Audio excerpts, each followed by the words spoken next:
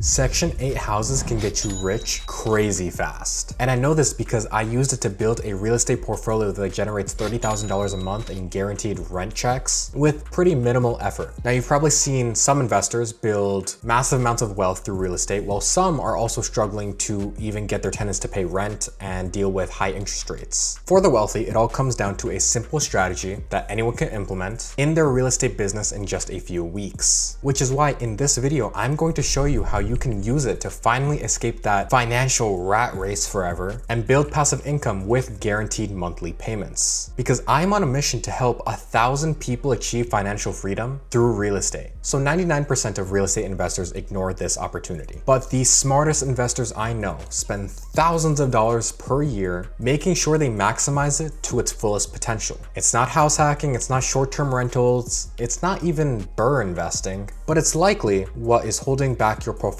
from generating truly passive income. And if you continue to ignore it, you'll be dealing with constant headaches related to the tenants, related to inconsistent cash flow, and just worrying constantly if your rent will be paid on time. But if you implement this strategy into your next property purchase, your real estate business will likely transform in the next 90 days. It is called Section 8 real estate investing. This is the most powerful strategy that you can implement into your real estate portfolio. Here's how it works. Section 8 is a government program that provides rental assistance to those that are low income. So when you become a Section 8 landlord, the government pays a significant portion, usually between 70 to 100% of the monthly rent directly to your bank account, and the tenant will pick up the remainder if there is any. When you enroll your property in Section 8, you'll go through a simple approval process. The local housing authority will inspect your property to ensure that it meets their standards, and once it approves, they will either approve your already selected tenant or help you find qualified tenants. After your tenant moves in, you'll receive the government portion direct deposited directly to your bank account on the same day of every single month. So no chasing tenants, no excuses, no late payments. But how do you make this strategy actually profitable? Well, it all comes down to looking at these numbers objectively. First, Section 8 properties often go for higher rents than just market rate. I know it's a little bit backwards, right? Why would low income housing rent for higher? But it's for that very reason. The government mostly picks up the rent. I've seen properties that would normally go for $1,000 go for $1,200 to $1,400 through this program. Second is that vacancy is just dramatically lower. I mean, with millions of families on Section 8 waiting lists and only between 3 to 5% of the US homes being Section 8 qualified, they are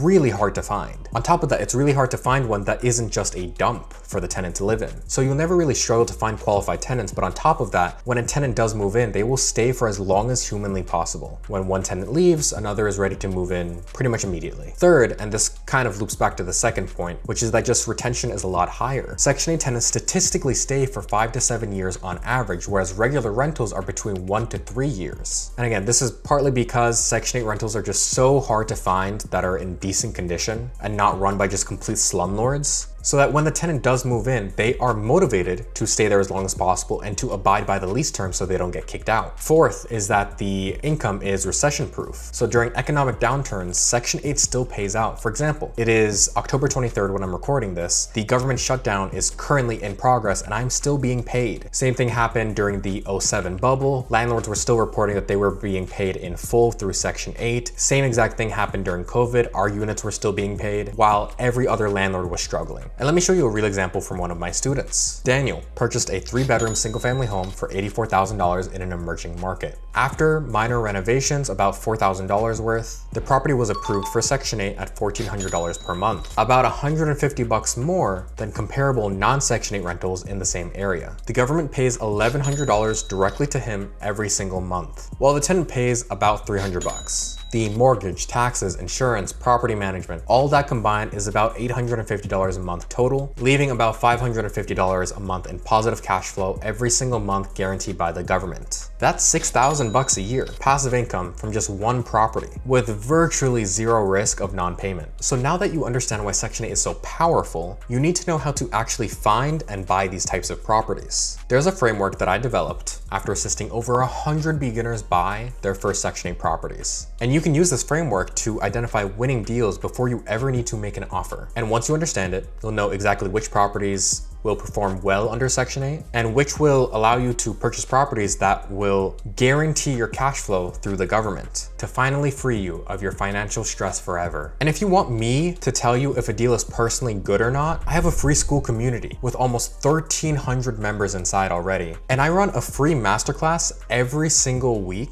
helping investors face any problems they may have with Section 8. So click the first link in the description to join, where you can learn, ask questions, and connect with other investors doing the exact same thing as you. All right, let's get back into it. So there's the 5-5 rule for Section 8 properties. And it's quite simple. For every property you consider, you need to ask and answer 5 questions. First, is this property in a good enough area? Not all neighborhoods work well for Section 8. Not all areas are even safe to walk at night. So you want areas with stability, where home prices at least aren't depreciating, reasonable crime rates, no violent crime on the same street, no boarded up windows, no graffiti everywhere, and a place where the local housing authority is active and well managed. Second, does the property meet basic Section 8 requirements? AKA, is it safe to live in? Section 8 has specific standards that every home has to adhere by. The property must have functioning utilities. It must have no lead paint. It must have proper ventilation. It must have smoke detectors and carbon monoxide detectors. Secure doors and secure windows, no chipping paint. Addressing these upfront save headaches later. Third, will the numbers work with rental comps in the same area for Section 8? Each housing authority publishes their FMRs just on their website, so anyone can look them up. But a lot of people get confused because they think the FMRs is how much they're gonna get. No, instead you go on Zillow or Affordable Housing and look for Section 8 qualified rentals in the same zip code and see what their price is. I make sure that every single property after all expenses is still cash flowing net at least $300. Fourth, is this going to be easy to manage? So you wanna look for properties with durable finishes, low maintenance yards, and fewer complex systems like elaborate HVAC setups or pools even. Because remember, you are building a passive income machine, not wanting to really create management headaches though. Like for example, if the utility system uses oil, right? That's a little bit annoying to deal with. If the home has a trampoline, guess what? Your insurance just increased. Right, and fifth, does the property have growth potential? So I don't necessarily care if the home appreciates that much. After all, this is a cash flow strategy, not an appreciation strategy. But at the end of the day, I still at least make sure it's not going to decline. So if you ever need to sell, 1031 or refi, you're not going to get screwed. So I like to make sure that there's plenty of schools in the area, plenty of churches, hospitals, and businesses in the surrounding area. You can even look at the reviews of some of the gas station businesses in the area, because that just means more businesses equals more jobs, and more schools and churches means more families. Once you've eliminated all the properties that don't pass these 5 questions, you need to make sure that the cash flow of these properties are actually worth investing into, or else you could get yourself stuck in a situation that is a headache to remove yourself from. Let me walk you through how to very quickly analyze a potential Section 8 property using my cash flow calculator to determine if a deal is worth it or not. It is extremely simple and can be done in your head, and it is called the 1.3% rule. All you really need to determine if you can rent a property through Section 8 and have it be profitable is if the rents are at least 1.3% of the purchase price. Here is a perfect example. I just looked up a home on Oklahoma City. It is $100,000, 3 bed, 1 bath, 1,000 square feet. The interior looks pretty turnkey. I actually quite like it. It even looks like a tenant's already living here, which is very nice. It is just minutes from the OU Medical Center, next to a resort, next to downtown, next to the highway. Now let's look at the streets, make sure that it's at least a C tier, a working area.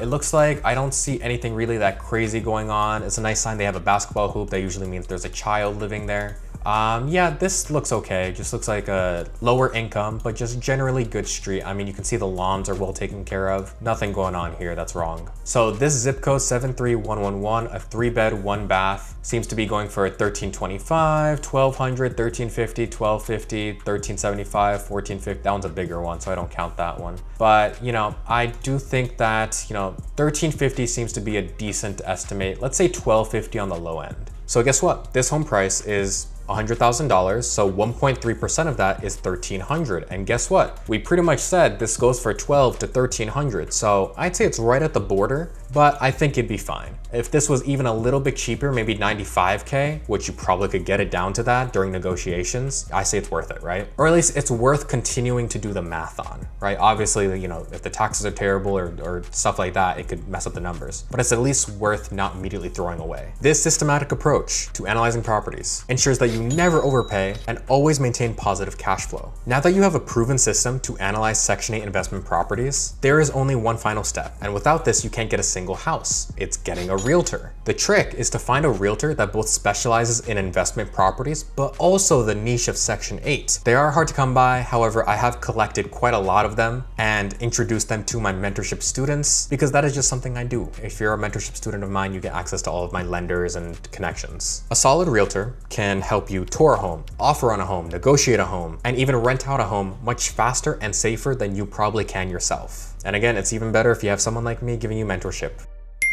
But analyzing and purchasing are just the first steps to mastering Section 8 real estate investing. You still need to scale afterwards and learn how to actually reinvest your money into house 4, 5, 10, 20 to build a portfolio that generates you thousands of dollars every single month in net profit. And that's why I put together a full video going over how I went from $0 to a $1.9 million Section 8 portfolio as fast as humanly possible with as little money as humanly possible. So check out this video where I can show you how you can do the same to turn Section 8 real estate investing into your path of financial freedom. As always, I'm Joseph Khateri. Have a nice day.